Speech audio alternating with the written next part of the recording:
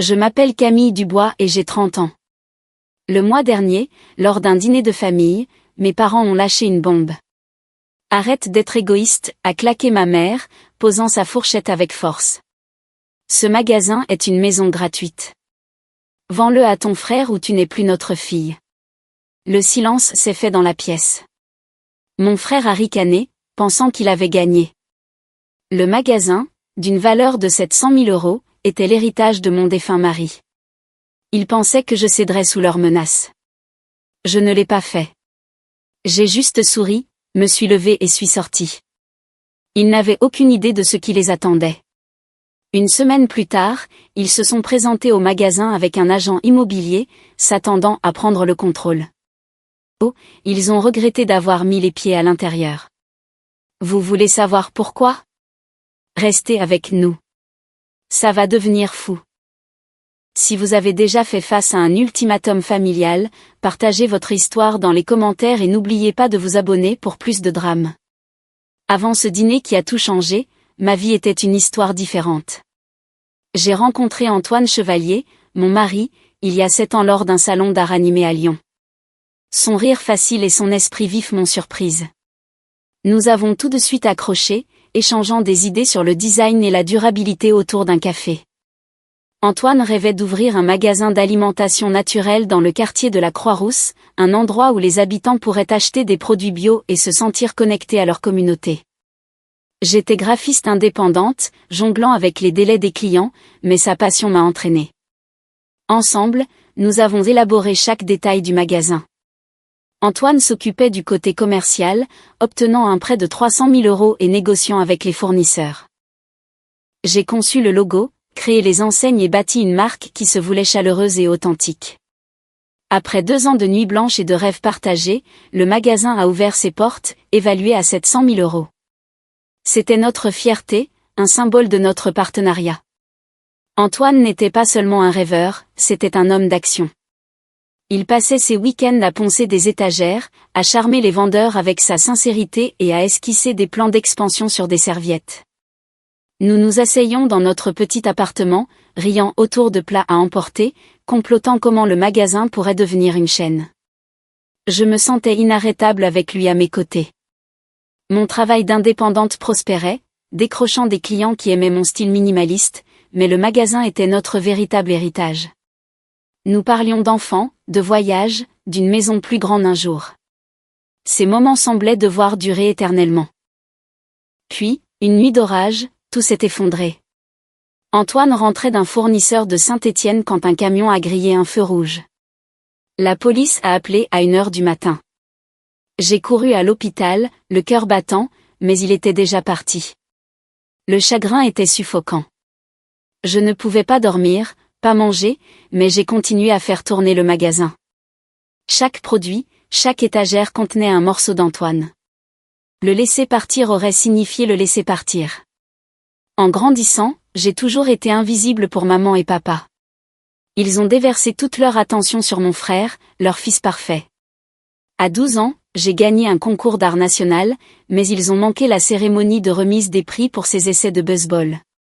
Au lycée, ils lui ont acheté une voiture flambant neuve pendant que je rassemblais de l'argent pour un ordinateur portable d'occasion afin de commencer mon travail de conception. Ses bulletins avec une moyenne de C lui valaient des éloges. Mes excellentes notes obtenaient un haussement d'épaule. Quand j'ai obtenu une bourse pour l'université, ils n'ont même pas assisté à ma remise de diplôme. Mon frère, lui, a eu une fête somptueuse pour avoir à peine réussi. J'ai appris à avancer seul, construisant ma carrière sans leur soutien. Antoine était différent. Il voyait mon talent, célébrait mes victoires et croyait que je pouvais tout faire. Le perdre a laissé un vide que personne d'autre ne pouvait combler. Maman et papa n'ont jamais valorisé le magasin. Pour eux, ce n'était qu'un chèque de paie, quelque chose à remettre à leurs favoris. Ils pensaient que je céderais comme je l'avais toujours fait sous leur pression. Mais cette fois, je n'étais plus cet enfant négligé. Le souvenir d'Antoine me donnait de la force, et je n'allais pas les laisser prendre ce que nous avions construit. Une semaine après ce dîner tendu, tout a changé. J'étais assise dans un petit bureau du centre-ville en face de maître Sophie Durand, mon avocate. Elle a ajusté ses lunettes et a glissé un document sur le bureau. C'est le testament d'Antoine, a-t-elle dit, sa voix posée. Il vous a laissé le magasin d'alimentation naturelle de la Croix-Rousse, Camille. Il est à vous, légalement et entièrement. Les mots m'ont frappé de plein fouet. Le magasin, évalué à 700 000 €, était l'héritage d'Antoine, notre rêve partagé. Je l'avais fait tourner depuis sa mort, mettant tout mon cœur dans chaque décision. Maître Durand a expliqué les détails. Pas de dette, pas de litige, juste mon nom sur le titre de propriété. J'ai serré les papiers, ressentant à nouveau la confiance qu'Antoine avait en moi. Mes parents et mon frère n'avaient aucune revendication, peu importe ce qu'ils pensaient. 2 jours plus tard, maman et papa se sont présentés à mon appartement sans prévenir. La sonnette a retenti et j'ai ouvert pour les trouver là, les bras croisés. Maman n'a pas perdu de temps. Nous avons entendu parler du testament, a-t-elle dit, son ton sec. Ce magasin devrait aider ton frère, pas rester entre tes mains. Papa a hoché la tête, le visage sévère. C'est juste. Il en a plus besoin. Je suis restée figée, agrippant l'encadrement de la porte. Il n'avait même pas demandé comment je gérais l'absence d'Antoine. Le magasin n'était pas seulement une entreprise, c'était ma dernière connexion avec lui. Mais pour eux, c'était une machine à cash pour leur enfant préféré. Ils m'ont poussé pour entrer dans le salon, s'installant sur mon canapé comme s'ils possédaient l'endroit. Maman s'est penchée en avant, ses yeux se rétrécissant. Ton frère a une chance d'investir dans une start-up technologique. C'est sa grande chance. Vends le magasin, partage l'argent et donne-lui ce qu'il mérite. J'ai regardé, l'incrédulité m'envahissant. Bruno, avachi dans un coin, a ajouté, « Allez, Camille. Ne le garde pas pour toi. Je pourrais faire des millions avec ça. » Son sourire moqueur me rappelait toutes les fois où maman et papa l'avaient tiré d'affaire. Cours raté, voitures accidentées, mauvais boulot. Le magasin valait 700 000 €, mais ils agissaient comme si c'était de l'argent de poche pour ses rêves. J'ai pris une profonde inspiration, me reprenant. Le magasin est à moi, ai-je dit, ma voix ferme. Antoine me l'a laissé à moi, pas à lui. Le visage de maman s'est tordu. Tu es égoïste, comme toujours. Papa s'est levé, pointant un doigt. Pense à la famille. Ne nous oblige pas à choisir entre toi et ton frère. La menace a fait mal, mais elle n'était pas nouvelle. Il l'avait toujours choisi. Quand j'avais 15 ans, ils ont payé son camp d'été pendant que je travaillais à temps partiel pour m'offrir des fournitures d'art. À 20 ans, ils ont couvert son loyer quand il a abandonné l'université, mais ont ignoré ma remise de diplôme. Maintenant, ils voulaient me priver du cadeau d'Antoine. J'ai secoué la tête, ma détermination se durcissant. Je ne vends pas, maman a ricané, attrapant son sac à main. Tu le regretteras, Camille. Papa l'a suivi, son silence plus éloquent que des mots. Bruno s'est attardé, lançant un dernier coup de poignard. Tu fais une grosse erreur. J'ai fermé la porte derrière eux, mes mains tremblantes. Leurs mots faisaient écho à des années d'être ignorés. Mais cette fois, je ne reculais pas. Le magasin était plus que de l'argent. C'était la confiance d'Antoine en moi, quelque chose qu'il ne comprendrait jamais. Maître Durand m'avait prévenu qu'il pourrait pousser plus fort. Elle avait vu des familles se fracturer pour moi. Restez forte, m'avait-elle dit, en me tendant sa carte. Appelez s'il tente quoi que ce soit. Je l'ai rangée, sachant que j'en aurais bientôt besoin. Mes parents pensaient pouvoir me soumettre par l'intimidation, mais je préparais déjà mon prochain coup. Le magasin était à moi, et je le protégerais quoi qu'il me jette à la figure. L'air était plus lourd après leur visite, mais je n'étais pas préparée à ce qui allait suivre. Ma mère n'a pas laissé mon refus l'arrêter. Dès le lundi suivant, des rumeurs ont commencé à se répandre dans notre petite communauté lyonnaise. J'ai reçu un appel de Madame Morel, notre ancienne voisine, sa voix dégoulinante de jugement. Camille, j'ai entendu dire que vous gardez ce magasin entièrement pour vous. Votre frère a besoin d'aide, vous savez. J'ai marmonné une réponse, abasourdie. Elle me connaissait à peine, mais elle parlait comme si j'avais trahi la famille. Plus tard ce jour-là, un SMS de ma cousine Léa est apparu. Pourquoi ne partages-tu pas l'argent du magasin? Bruno mérite une chance. J'ai fixé mon téléphone, l'estomac noué. Ma mère l'avait aussi contacté. Les rumeurs étaient implacables. Camille est égoïste. Camille est avide. Camille tourne le dos à sa famille. Chaque mot me blessait, me peignant comme la méchante d'une histoire que je n'avais pas écrite. Le mercredi, ma boîte de réception était inondée. Des amis de maman et papa, des gens à qui je n'avais pas parlé depuis des années, ont envoyé des messages m'exhortant à faire ce qu'il faut. Un email de tante Claire était particulièrement mordant. Tes parents t'ont mieux élevé que ça. Ce magasin pourrait assurer la vie de ton frère. Je l'ai supprimé, mes mains tremblantes. Même mon ancienne professeure de lycée, Madame Rousseau, a appelé, son ton doux mais pointu. La famille passe avant tout, Camille. Ne laisse pas l'argent vous déchirer. J'ai raccroché, sentant les murs se refermer sur moi.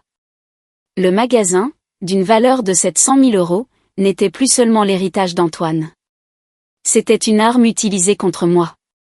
Partout où je me tournais, quelqu'un avait une opinion. Chacune faisant écho au récit de ma mère. J'avais l'impression de me noyer dans leur jugement. Le pire est arrivé dans un café local le jeudi.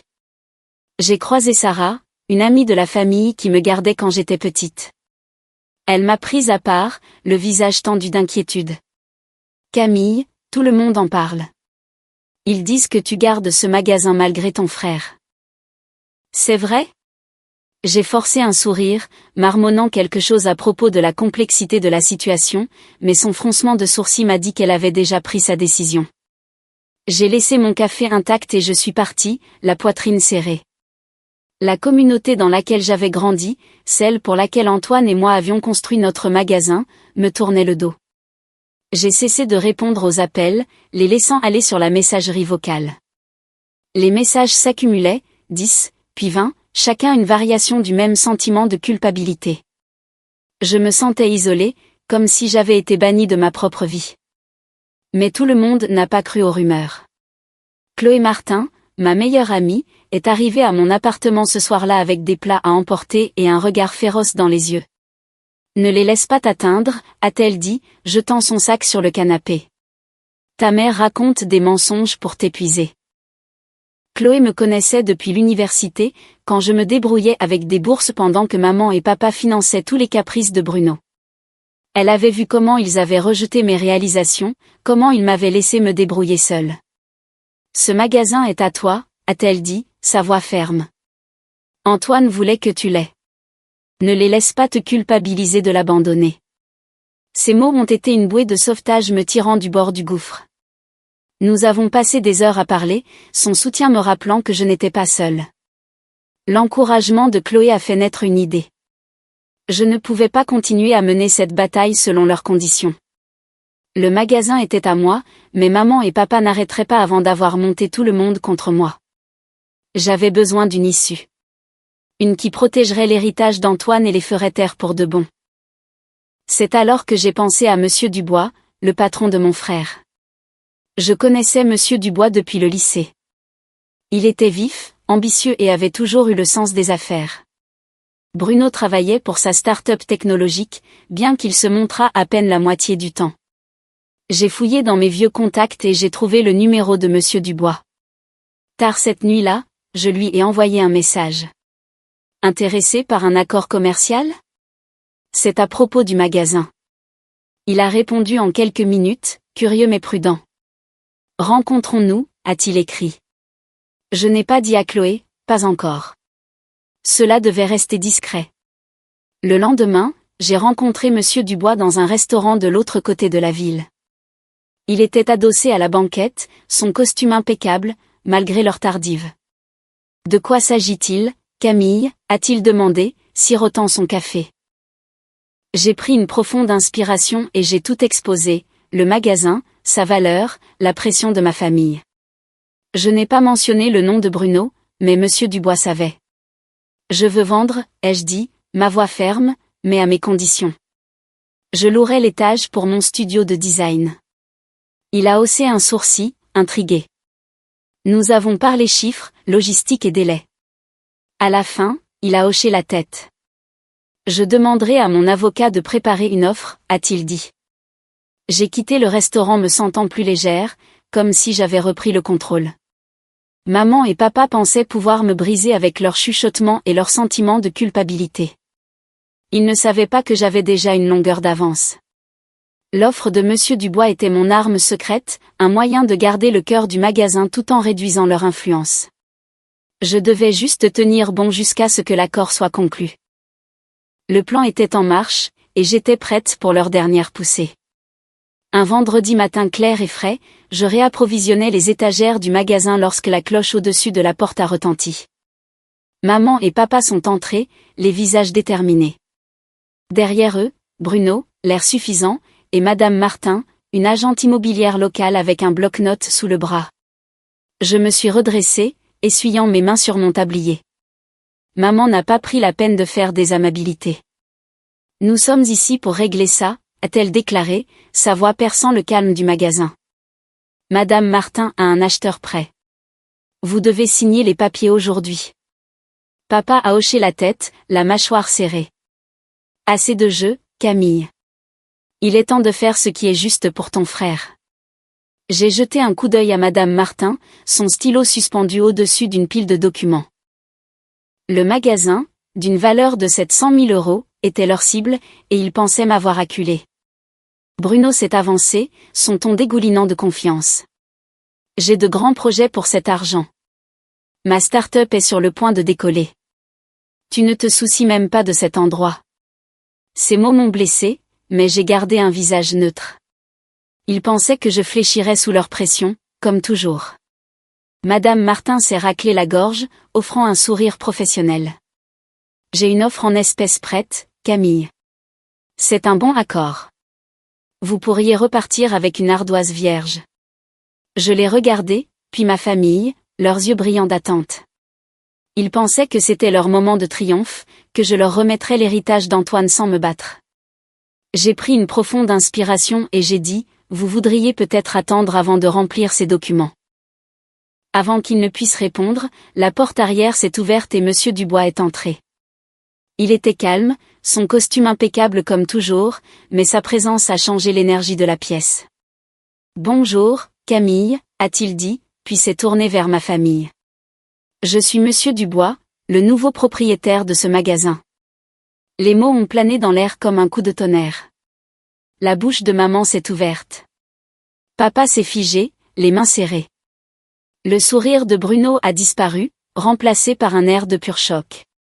Madame Martin a laissé tomber son bloc-notes, ses yeux passant de l'un à l'autre. Que voulez-vous dire? Nouveau propriétaire, a finalement balbutié maman. Monsieur Dubois a croisé les bras, sa voix posée. J'ai acheté le magasin à Camille la semaine dernière. L'accord est conclu. Papier signé. Il est à moi maintenant. J'ai regardé les visages de ma famille s'effondrer. Papa a bafouillé. C'est scandaleux. Tu ne peux pas simplement le vendre sans nous le dire. Je me suis avancée, ma voix ferme. Je n'avais pas besoin de votre permission. Antoine me l'a laissé à moi, pas à vous.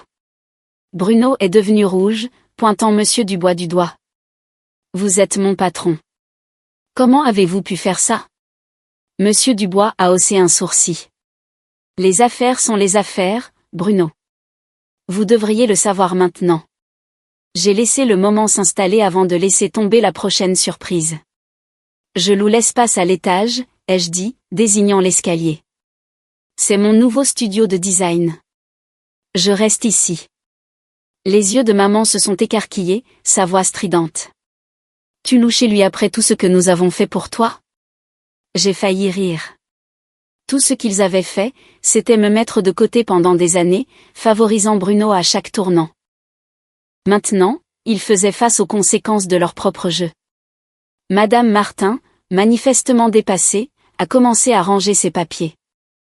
Je n'ai été informée d'aucune vente, a-t-elle marmonné, jetant un coup d'œil à maman. Cela change tout. Monsieur Dubois s'est tourné vers Bruno, son ton professionnel mais froid.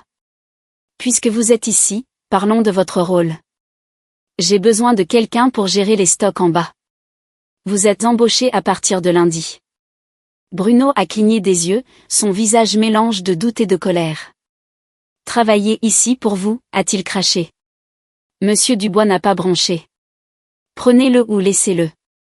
Je ne tolère pas les paresseux. J'ai regardé Bruno lutter. Son ego blessé. Il s'attendait à une aubaine, pas à un travail, sous la coupe de son patron. Maman a attrapé le bras de papa, sa voix tremblante. Ce n'est pas fini, Camille. Tu as fait une terrible erreur. Ils se sont retournés pour partir, Madame Martin traînant derrière eux, son accord en lambeaux. Alors que la porte se refermait, j'ai senti un poids s'enlever. Le magasin n'était plus mon fardeau, mais j'en avais gardé le cœur. L'espace à l'étage était parfait pour mon travail de design, calme, lumineux et à moi. Monsieur Dubois et moi avions convenu d'un loyer équitable, me donnant la liberté de développer ma carrière pendant qu'il gérait l'entreprise en dessous.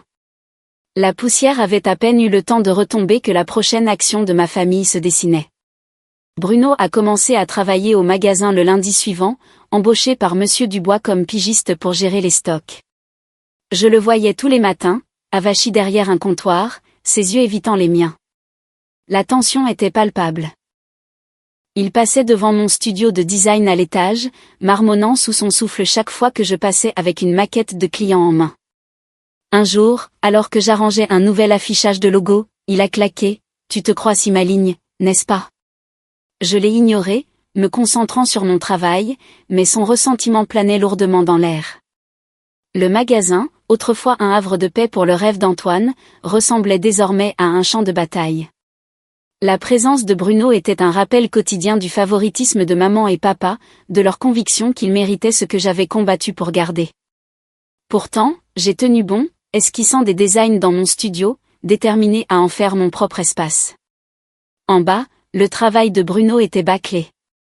Il se trompait dans les comptages d'expédition, égarait des commandes et parlait à peine au personnel. Monsieur Dubois l'a remarqué, me prenant à part un après-midi. Il n'est pas fait pour ça, a-t-il dit, secouant la tête. Je lui ai donné une chance parce que vous l'avez demandé. Mais il est sur la sellette. J'ai hoché la tête, peu surprise. Bruno avait toujours compté sur maman et papa pour nettoyer ses gâchis. Entreprise ratée, factures impayées, emploi à moitié fait. Maintenant, sous la surveillance de Monsieur Dubois, il n'y avait personne pour le tirer d'affaire. J'ai ressenti un étrange mélange de pitié et de détermination. C'était mon frère, mais je ne pouvais pas laisser ses échecs me tirer vers le bas.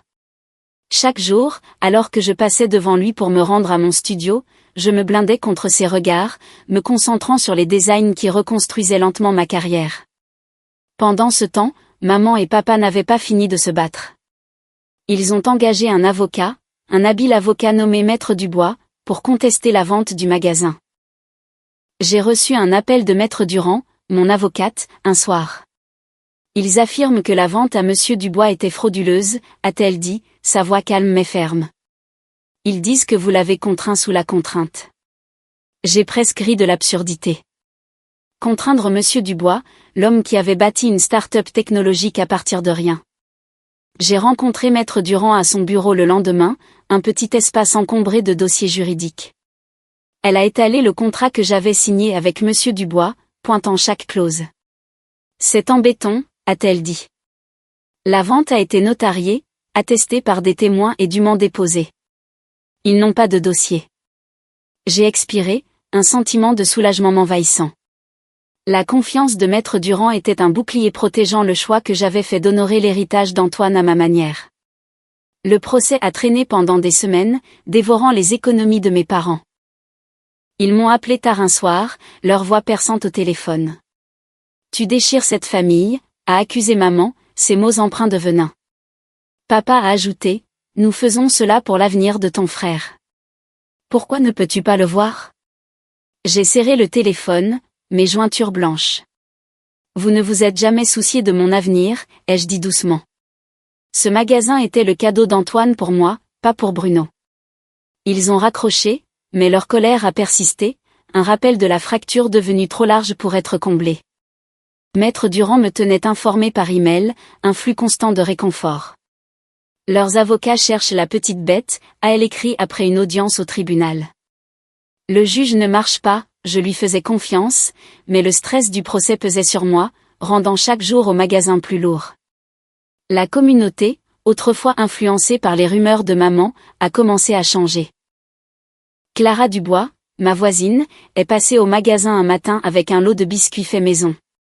J'ai entendu ce que tes parents font, a-t-elle dit, ses yeux gentils mais féroces. Ils ont dit à tout le monde que tu les avais trompés, mais je sais mieux. Tu as toujours été la travailleuse acharnée. Ces mots m'ont réchauffé, un rare moment de soutien dans une mer de doute. Plus tard cette semaine-là, Léonard Martin, un épicier local qui avait connu Antoine, m'a prise à part à un marché de producteurs. Tes parents racontent des mensonges, a-t-il dit, sa voix rocailleuse. Antoine a construit ce magasin pour toi, pas pour eux. J'ai dit la vérité à tout le monde à la coopérative. Le soutien de Clara et Léonard s'est répandu, leur voix contrecarrant le récit de maman. Les clients ont commencé à revenir, leur sourire sincère alors qu'ils achetaient des produits et discutaient de mes designs. La tendance s'inversait, lentement mais sûrement. L'attitude de Bruno n'a pas aidé sa cause. Il arrivait en retard, ignorait les instructions de Monsieur Dubois et s'en prenait aux clients. Un après-midi, je l'ai entendu se disputer avec une caissière à propos d'une livraison égarée. « Ce n'est pas ma faute », a-t-il crié, s'en allant. Monsieur Dubois l'a appelé dans le bureau, sa patience diminuant clairement. Je n'ai pas écouté aux portes, mais les épaules affaissées de Bruno en sortant m'ont tout dit. Mon studio à l'étage est devenu mon sanctuaire, un endroit où je pouvais me concentrer sur mon travail sans son amertume. J'ai décroché un nouveau client, un café local ayant besoin d'une image de marque, et j'ai passé des heures à esquisser des logos. Chaque trait était un pas vers la reconquête de ma vie. Maître Durand m'a appelé un mois plus tard avec le verdict final. Le juge a rejeté leur affaire, a-t-elle dit, sa voix triomphante. La vente est maintenue. Vos parents n'ont aucune revendication légale. Je me suis effondrée sur une chaise, le poids du mois passé se levant. La dernière tentative de maman et papa de prendre ce qui ne leur appartenait pas avait échoué. Ils avaient dépensé des milliers d'euros pour un avocat, seulement pour perdre. J'ai imaginé leur visage, la réalisation que leur enfant chéri n'aurait pas gain de cause cette fois-ci. Bruno, resté travailler sous Monsieur Dubois, n'avait d'autre choix que de faire face aux conséquences de son propre manque d'effort. Le soutien de Clara et Léonard s'est renforcé. Ils ont organisé un petit événement au magasin, invitant les habitants à voir mon travail de design exposé à l'étage. Tu fais partie de cette communauté, m'a dit Clara alors que nous nous installions. Ne les laisse pas te faire sentir autrement. Leur gentillesse, associée à la victoire juridique de Maître Durand, m'a donné un sentiment de clôture. J'avais protégé l'héritage d'Antoine, non pas en m'accrochant au magasin, mais en traçant mon propre chemin. La présence quotidienne de Bruno était un défi, mais j'étais plus forte que son ressentiment. Le magasin n'était plus à moi, mais mon studio l'était, et il était florissant. Le mandat de Bruno au magasin n'a pas duré longtemps. À la fin du 2e mois, sa négligence avait atteint un point de rupture. Monsieur Dubois l'a appelé dans son bureau un après-midi pluvieux, le visage sévère. Je n'étais pas là, mais la caissière, Émilie, a entendu la conversation à travers les murs minces. Bruno avait encore bâclé un inventaire, coûtant au magasin des milliers d'euros de stock égaré. C'est fini, lui a dit Monsieur Dubois, sa voix ferme. Je ne peux pas me permettre vos erreurs. Bruno est sorti en trombe, le visage rouge de colère, jetant son tablier sur le comptoir. Il ne m'a pas regardé en partant, mais j'ai ressenti un soulagement silencieux. Son échec n'était plus mon fardeau. Monsieur Dubois l'a confirmé plus tard, secouant la tête. Je lui ai donné une chance équitable, Camille. Il l'a gâché. Le contrat de Bruno a été résilié, le laissant sans l'emploi qu'il avait détesté dès le début.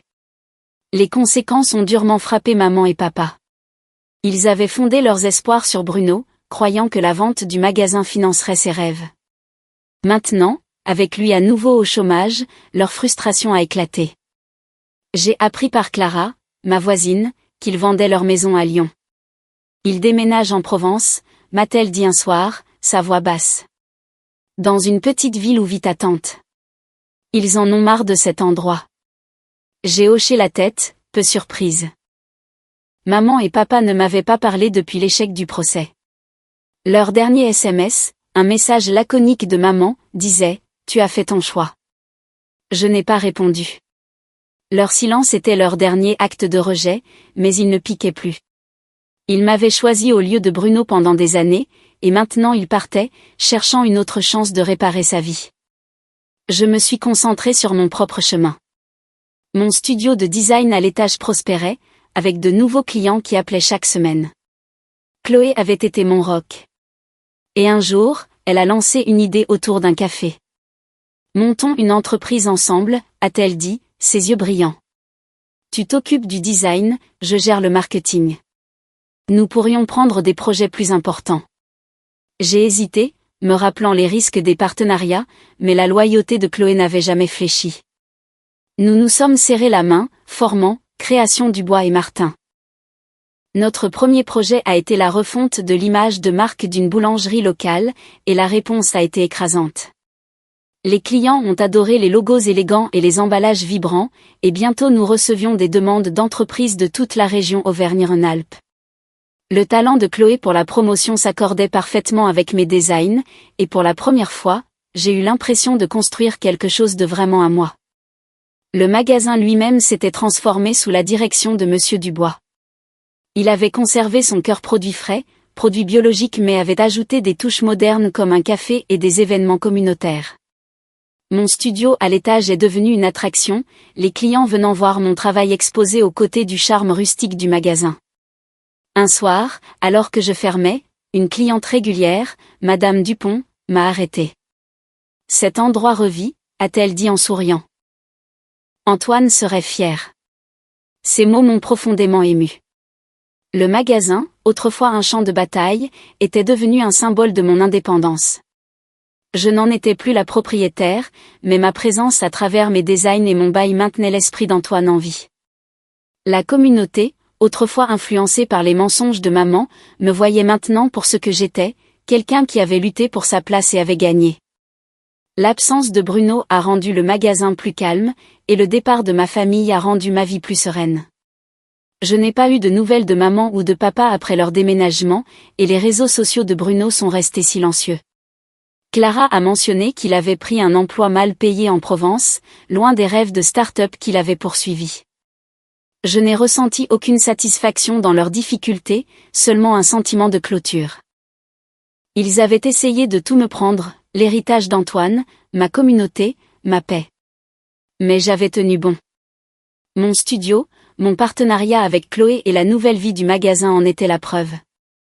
Alors que j'accrochais un nouveau design dans mon studio, un magazine local a mis en vedette Création Dubois et Martin, dans un article sur les entrepreneurs lyonnais montants. Chloé a encadré l'article, l'accrochant au mur de notre bureau. Nous ne faisons que commencer, a-t-elle dit, avec un grand sourire. J'ai souri en retour, ressentant une légèreté que je n'avais pas connue depuis des années. Les batailles avec ma famille m'avaient forgé, mais elles ne me définissaient plus. J'avais construit une vie selon mes propres termes, un croquis à la fois. 6 mois plus tard, le magasin était devenu mon sanctuaire. Je me tenais dans mon studio de design, la lumière du soleil inondant les fenêtres, illuminant un nouveau projet épinglé au mur. L'année passée avait été un creuset, me forgeant en une personne plus forte, une personne qui connaissait sa valeur. Ma famille, maman, papa et Bruno étaient partis, non seulement de Lyon, mais de ma vie. J'avais fait le choix de rompre les liens, non par colère, mais parce que je méritais la paix. Leurs exigences, leur favoritisme, leur tentative de prendre ce qu'Antoine m'avait laissé. Tout cela appartenait à un passé que je ne portais plus. J'avais envoyé un dernier message à ma mère il y a des mois, une simple note, « Je te souhaite le meilleur, mais j'en ai fini ». Il n'y a pas eu de réponse, et je n'en attendais pas. Le silence était ma liberté. Le magasin en bas grouillait de vie, ses étagères remplies de produits biologiques, son café attirant les foules. Mon studio à l'étage était devenu plus qu'un espace de travail, c'était la preuve de ma résilience. J'avais lutté pour garder cet espace non seulement pour moi, mais pour le rêve qu'Antoine et moi avions partagé. Chaque logo que je créais, chaque client que je rencontrais, était un pas vers un avenir que j'avais bâti selon mes propres termes. La valeur du magasin, autrefois estimée à 700 000 euros, n'était plus un chiffre pour lequel se battre. C'était un symbole de ce que j'avais protégé, non pas en le possédant, mais en y taillant ma place. Monsieur Dubois gérait bien l'entreprise, et mon bail me permettait de continuer à créer sans interférence. Chloé et moi avions fait de Création Dubois et Martin un succès local. Nous avions décroché des contrats avec des restaurants, des boutiques et même une start-up à Montpellier.